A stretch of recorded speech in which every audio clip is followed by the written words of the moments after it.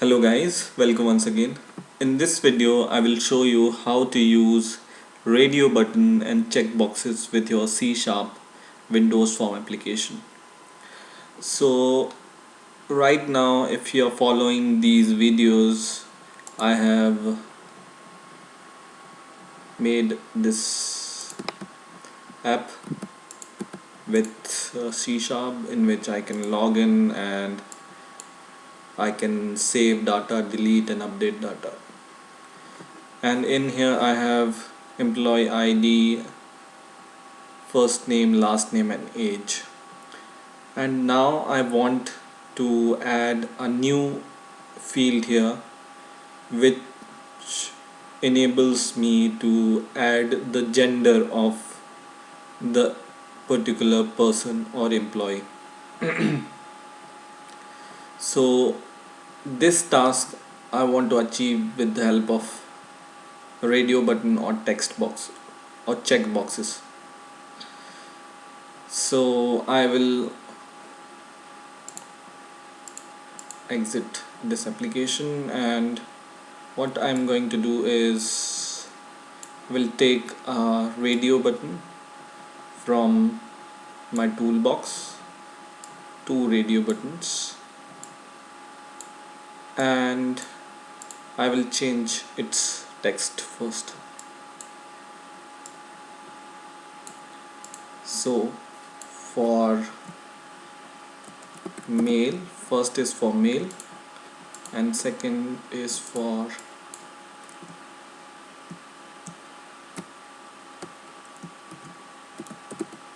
female.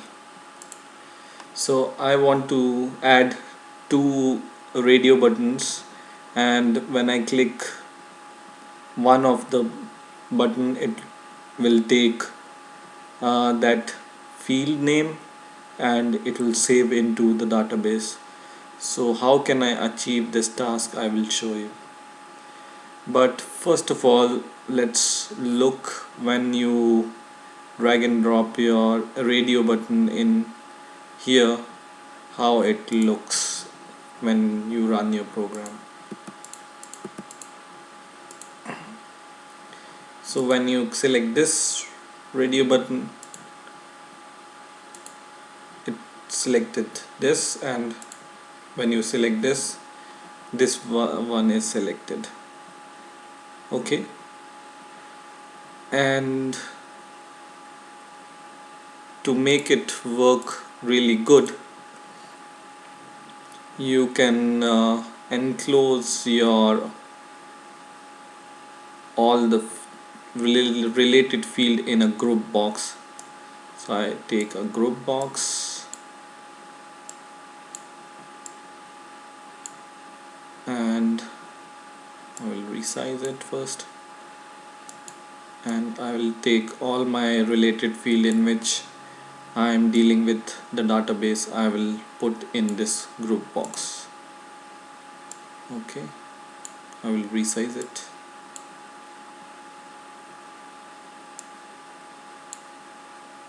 And I will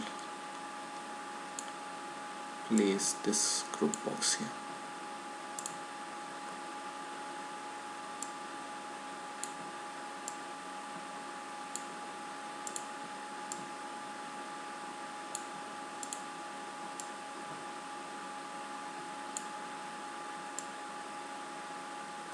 Like this, and I will rename the text of my group box as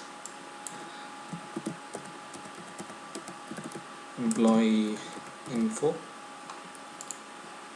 So it looks like this. Now when I grab a radio button or a checkbox, this time I am going to take a checkbox from here and two checkboxes, and when I run my program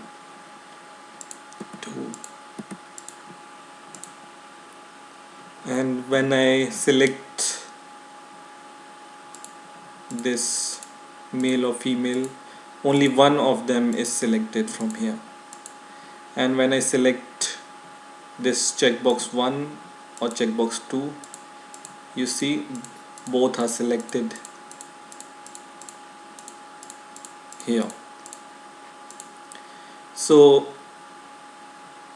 if you can close your radio buttons in a group box, they are separated from your rest of the form, so that's why I am using the group box. So it's better to use a group box whenever you are using radio buttons or checkboxes. Okay, that's for the group box. And now I will write a code to save uh, the fields.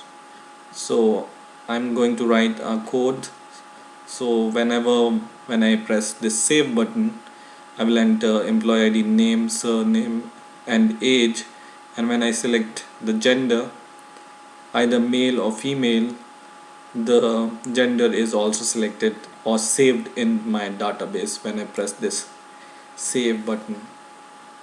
Okay, and in my database I have created a column called gender. So whenever I save a new data, the gender of the employee will also come here, right?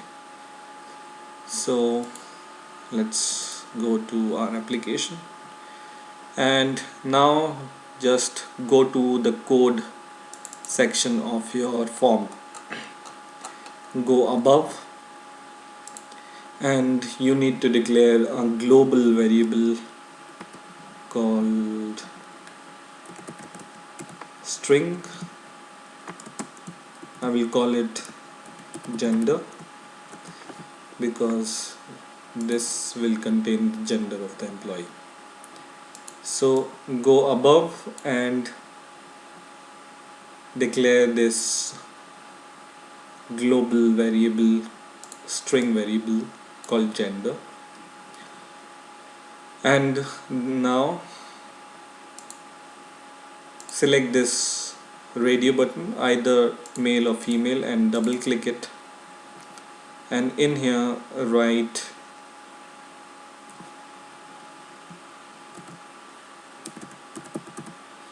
gender is equal to male. So whenever employee click male radio button, the male text will go into this string variable. Once again I will come to my form, and now I will double click this female, and once again I will write gender is equal to double quotes female. Okay, so basically what this code is doing is whenever you click either male or female, it takes the text. Whenever if you press female radio button, it takes the text female and transfer into this string variable which we have declared above called gender, and if you select male, then it will transfer the text male into the string gender, and it's global, so it can be used anywhere in the program. Now go to your form once again and select your save button, and the code of this save button I have shown you in the 6th video number 6 I think. So if you don't know this code, just go to video number 6 and just see the code from there, and you can just copy the code from here also. So this is all the code from string to catch block for saving the employee data, and in here I'm just going to change or add the gender field also. Okay, so go to your string query where you have declared your query. This I have shown you in the video number 6, and in here I have declared the query as string query is equal to double quote insert into database name dot employee name or table name, and in here I have taken employee ID column, name column, surname column and age column from my database, these four columns: EID, name, surname and age. Now I will add the gender column also in the save query. So I will add gender and then values. Earlier I was passing employee ID text, name text, surname text and age text, and write here comma after the age text and just write single quotes in between, double quotes in between plus plus, and in here write gender.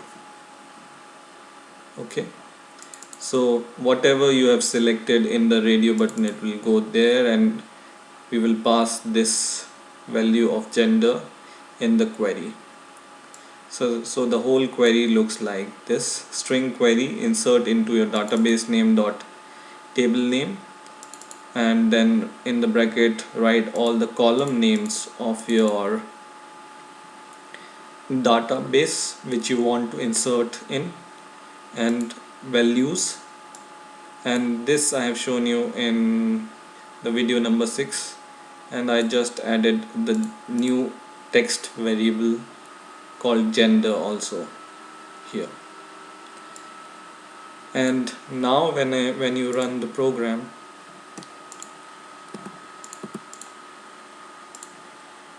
and I have this now, and let's see the database. I have 9 entries for the employees here right now, and you see all the gender is null because I have just created this column. Now I want to add the 10th employee, and I will see the gender of the employee comes here or not. So let's see. Employee number 10, Mac,